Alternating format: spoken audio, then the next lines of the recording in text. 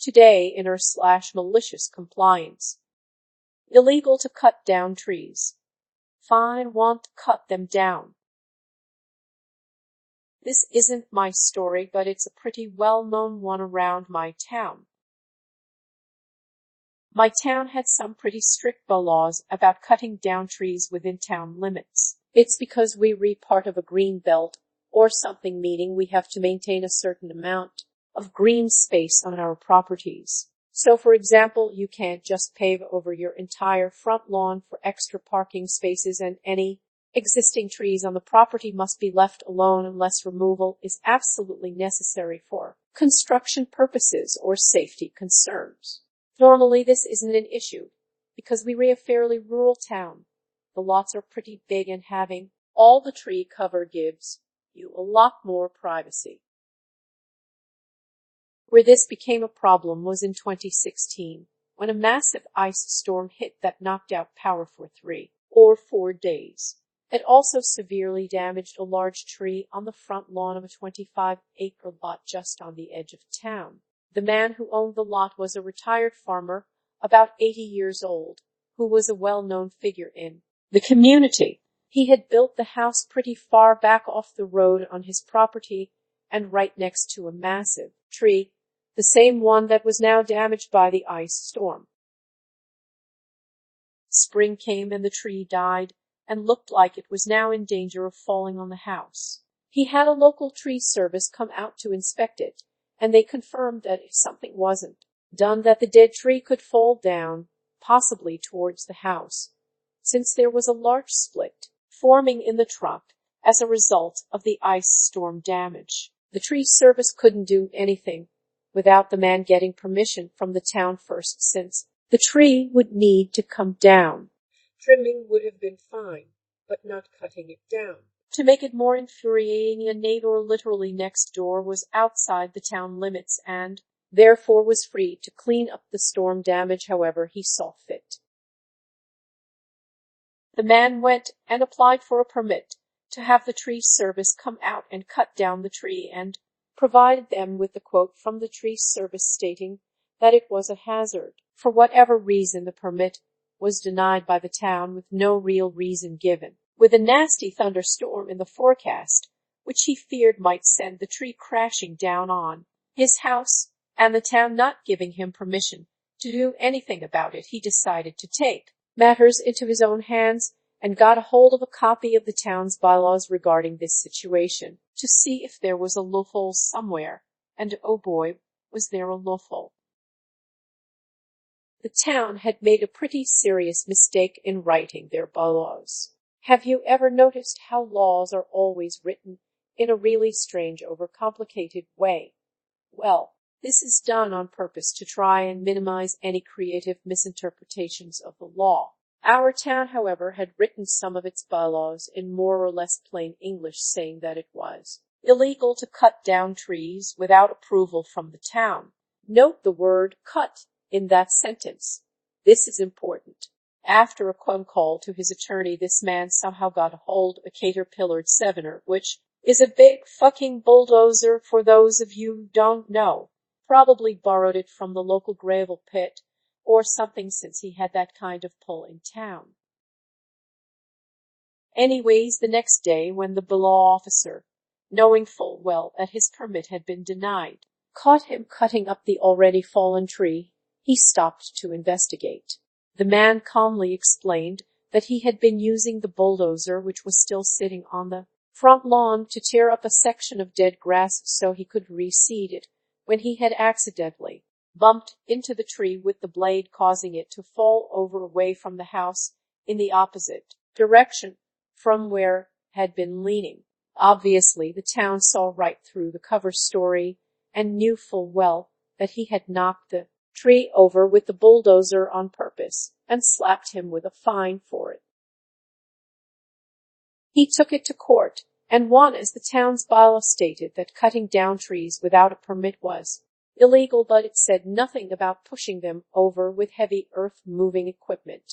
The bylaw was changed and has since been repealed entirely, and you're pretty much allowed to do whatever you want with your property as long as it maintains the green space requirements. This next one is entitled, You Want Me to Roll Burritos? Lose your bonus check. So a while ago, I commented on a post of shortened version of this story on Lounge and got a resounding response to post it in all its glory here. Also, please bear with me, is a grammar checker that isn't always right, and sometimes I don't catch its replacement text. Long-time lurker, changing names for protection and the like. The backstory.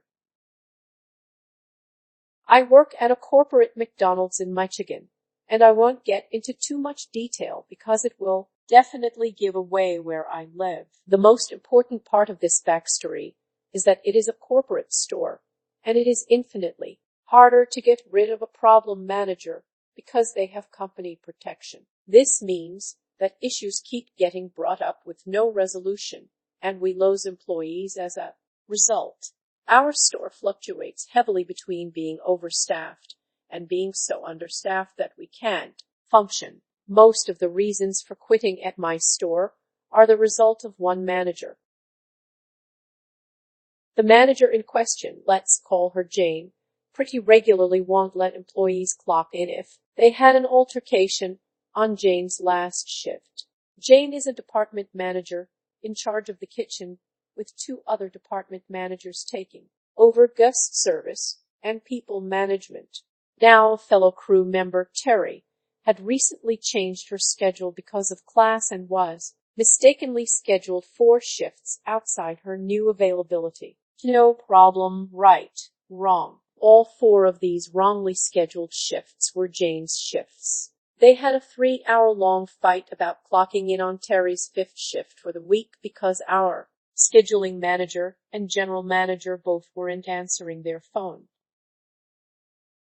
Terry and I are both cross-trained in grill and in service, and most of the time I am stuck back in the grill with maybe 2 or 3 more people, and Terry being scheduled outside her availability did screw me, but I didn't blame Terry for leaving me and man down. It is safe to say that these 2 hate each other very much. Malicious compliance. Something to understand about McDonald's in the US is that most of the stores don't roll their own breakfast burritos. We are given the sausage pepper egg mix, tortillas, and cheese. We place the tortilla on a wrap, place 1 slice of the cheese, torn in half, on the tortilla, use a 3/0 scope to put the mix on the cheese. Pile the mix in a line and roll the burrito, then roll the burrito into the wrap. Get the process? Good. This is something that the afternoon shifts are supposed to be doing to fill 7-ish large trays for the next morning. No big deal until they don't get done. A few shifts after the clocking in debacle, maybe a week or 2 later, the concept of time passing is a real struggle for me. Terry and I are working in the grill together. We run out of burritos and find out when Terry goes to roll them that we are out of the mix and that we just weren't told that because communication across even 2 shifts breaks down pretty fast. No problem, right?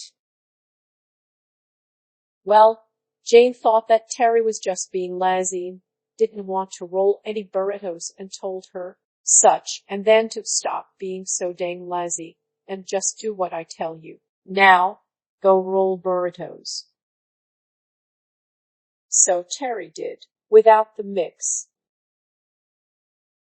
It took probably 40 only cheese burritos handed out to customers in 4 falls before Jane realized that she made a mistake. Terry had made at 140 or so. 7 whole trays worth. Terry knew what she was doing wasn't going to end well, but she was told to roll the burritos, so she did.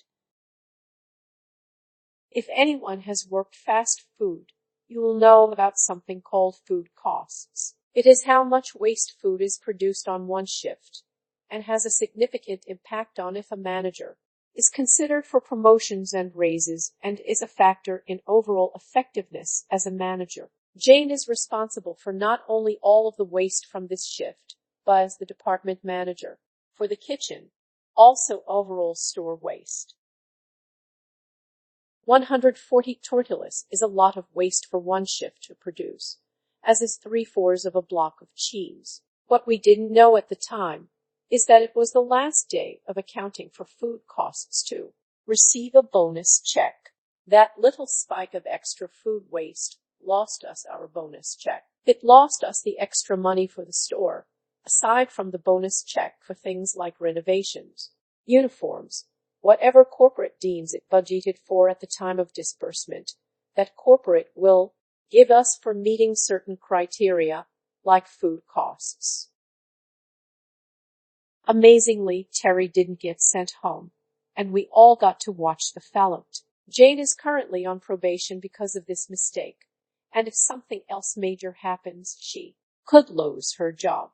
She also isn't allowed to run any shifts on her own during probation because another manager has to be there if something else happens. I have since left for college, but I'm sure that Jane isn't going to be there when I get back. It is hard to change 8 years of anger in one day.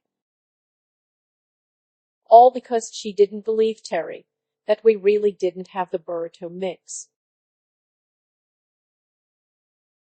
This next one is entitled, Get Your Car Back.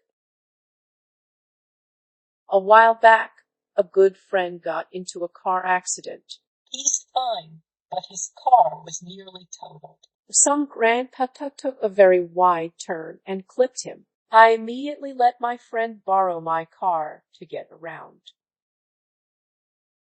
Due to reasons I won't get into right now, the car repair shop realized that the insurance payout was not enough to actually repair the car, and court proceedings have taken many long months and are still unresolved. Point is, I gave him my car hoping it would be a month at most, but it turned out to be more like a year. The good thing is that I absolutely do not mind him driving my car. I got it for university, but now that I'm done with it and live and work with my parents, I really don't need my car. My parents both have nicer cars that use way less gas, and we often travel 2 or 3 at a time. So we need 2 cars, at most. My car is just a shitty old beater anyway. It's barely even worth selling, and I know for a fact that it would just be sitting somewhere parked on the street for several months now, largely unmoved. In fact, my dad's car was already mostly unused for 6 months while we just used my mom's to get around. Tilder, we have 3 cars, but only need 2 cars. My parents were originally okay letting my friend borrow my car, but soon started to complain how we were paying taxes and insurance on a car that he is using, which we would be doing either way. No amount of telling them that we wouldn't be getting rid of it changed their mind that it was somehow unfair that we were paying for his car now. For months, it bothered me to get my car back.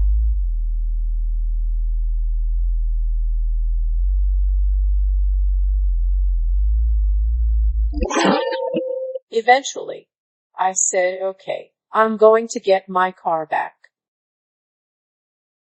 I borrowed my dad's Mercedes and drove 150 kilometers to my friend and said I needed my car back.